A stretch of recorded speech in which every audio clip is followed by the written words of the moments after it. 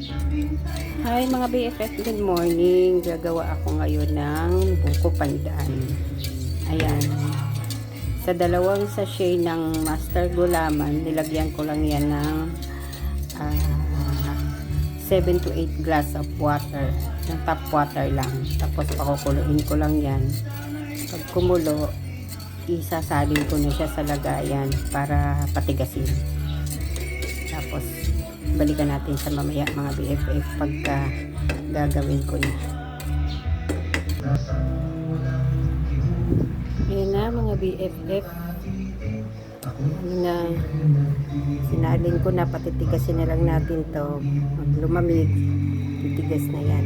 Ayan, dalawa na sa hulmahan kong round tray. Pag tumigas yan, hiwa-hiwain natin.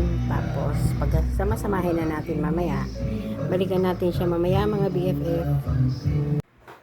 Ayan na mga BFF, na hiwa-hiwa ko na yung gulaman. Yung Mr. Gulaman na pinatigas ko. Tapos, inilagay ko na yung sago. Maliliit. Maliit ang aking salad bowl, kaya dito ko na lang siya ihalo sa kaserola kung malaki kasi marami siya. Tapos ilalagay ko na yung buko. Oo, yung buko. Wait natin siya mga BFF. Ilalagay natin yung gatas ito, Nestle cream, at saka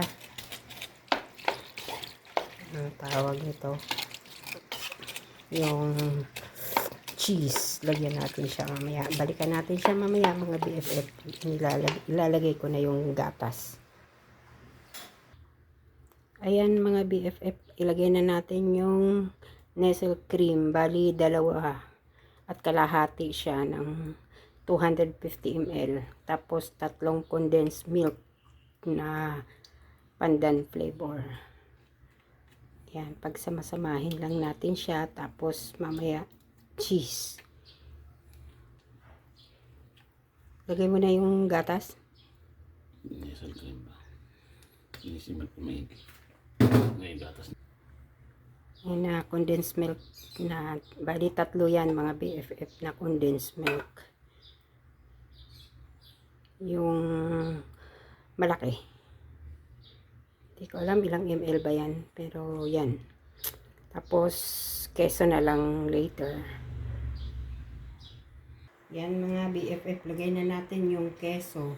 Ang keso ay 3/4 lang ng malaki, ay kalahati lang pala ng malaking keso. Tapos yan. Yan, okay na to mga BFF. Wait lang, i-ano natin, tikman natin. Okay na guys, sakto lang yung tamis niya. Yan, nakain na, natikman ko na. Bye bye, see you next luto sa kusina ng Blind Kusinera. Bye bye.